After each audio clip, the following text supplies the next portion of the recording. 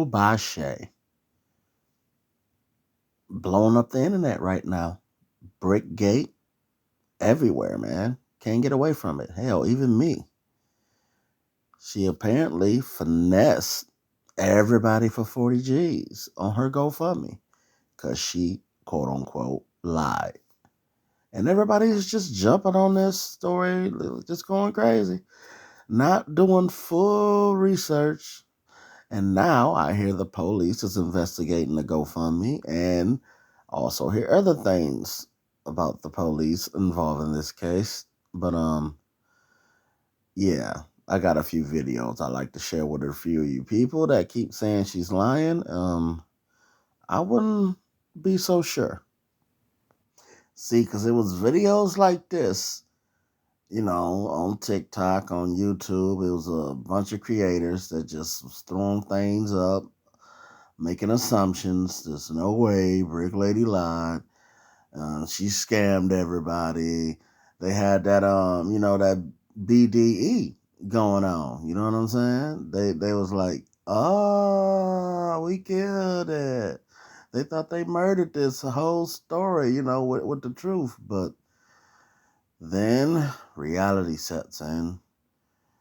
And I'm not saying she is lying or not lying. I'm just saying you see stuff like this and think, wow. Absolutely crazy. Women scream at the top of their lungs.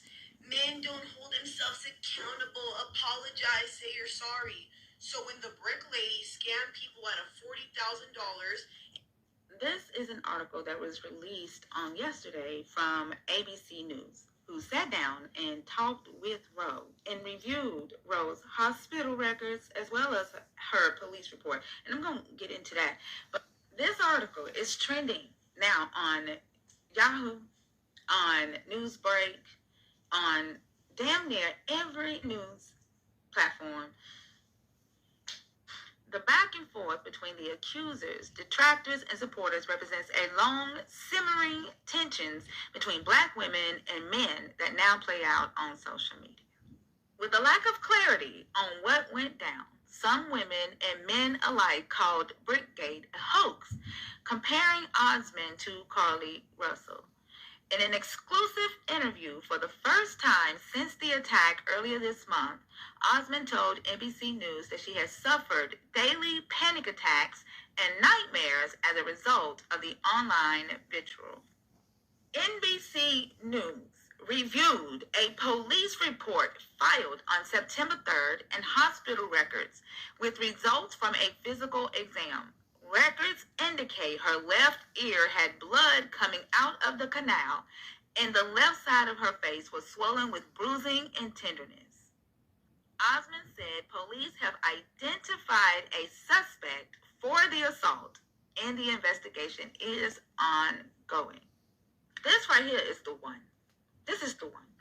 People are calling my son's school saying that they're going to come and my son.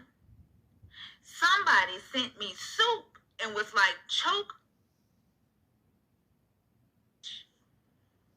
Now, when I saw your video this morning, it was sent to me by Mutual.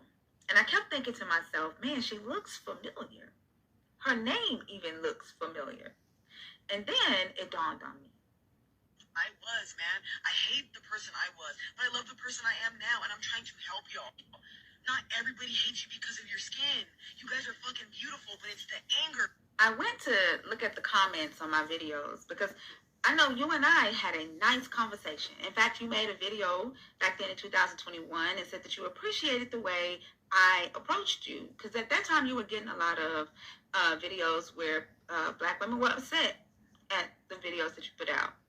And I came to you and asked you a question respectfully.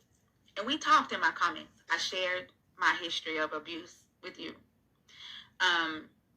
And you agreed to all of that. But when I went back today to find those comments, they were gone. They were deleted. But you know what I did find? This. One of your supporters commented on March 24th of this year. I missed it.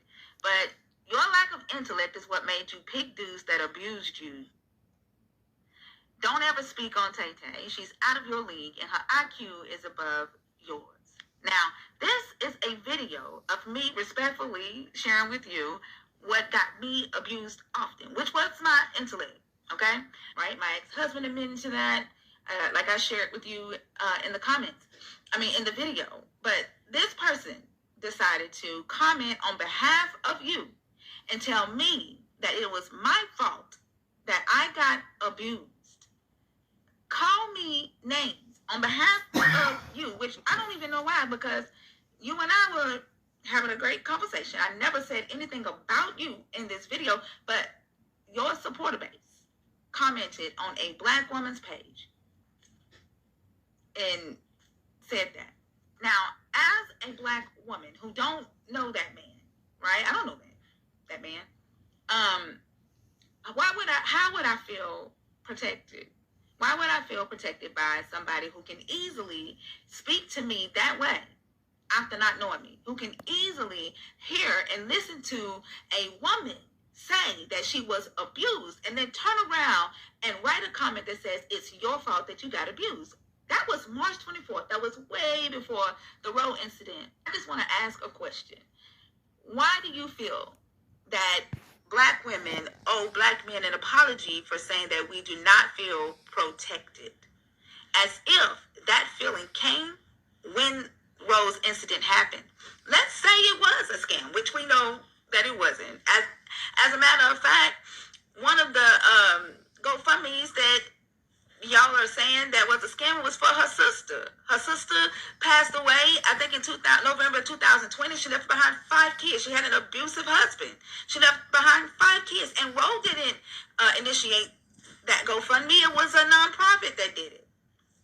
It was a nonprofit that initiated GoFundMes for several Haitian refugees and Somali women, members of the queer. Talking about this woman?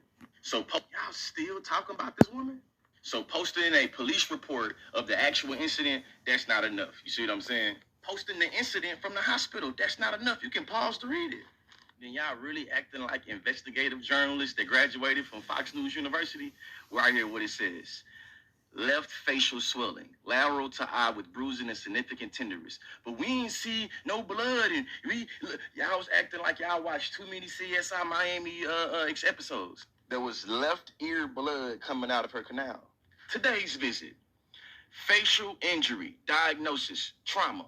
She injected saline in her head and she got an allergic reaction. There's evidence of her having multiple allergic reactions, and all this is a lie. You just want to cape and this, that, and the other. Is like, hey, y'all in Godfrey, y'all whack for this. You see what I'm saying? This could have been easily just nipped in the bud if we just said, hey, man, after the girl got hit allegedly, even if you want to think she lying, like after the girl got hit allegedly, somebody should have at least asked she okay. Somebody should at least call the police. Instead, y'all are grown-ass people arguing with other grown-ass people about the livelihood and humanity of another individual.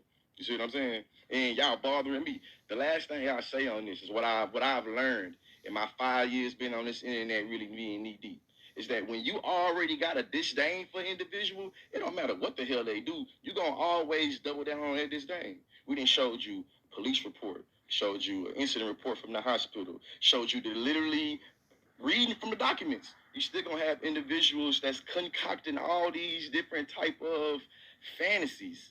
You see what I'm saying? About conspiracy theories. This woman graduated from Columbia University and got a dissertation about the livelihood of Somalian women in Minneapolis, and y'all trying to paint her as a fraud, as a scammer. She does community work. So yes, in our economy, yes, people have a lot of GoFundMes. You see what I'm saying? But does your weak-ass investigative journalist instincts negate those documents right there? Or it probably does, though, huh? Because you feel like she a scammer and scammers know how to make fake documents. See, the thing about fabricating police documents is that it's against the law. You see what I'm saying? So do you think that the Houston Police Department would allow for a falsified government document to just be circulated on the internet and she not go to jail?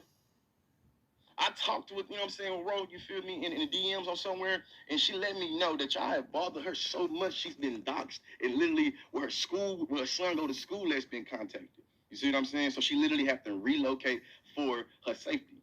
Now ask yourself, Is the disagreement of her being protected or not protected also so much worth that her son has to literally have their safety in jeopardy and threatened? Y'all character and humanity speaks volumes on what y'all willing to spend time with. You see what I'm saying? Instead, just move on. The fact y'all still lying on this woman blows my mind. NBC did an article over Roe and literally reviewed the police report, and y'all still tagging me talking about scams and talking about lying and hoaxes. I posted the police report, and one thing I know is the state of Texas is not gonna play with you. Do y'all think a falsified government document would be circulated on the internet and this woman not be taken to jail? As a matter of fact, y'all that's not allergic to reading, go check out this article. Y'all still talking. See? Now, those are a bunch of receipts. So I don't know what to think at this point. I mean, shout out to those content creators that provided that information and doing the research, you know, seemingly properly. So yeah.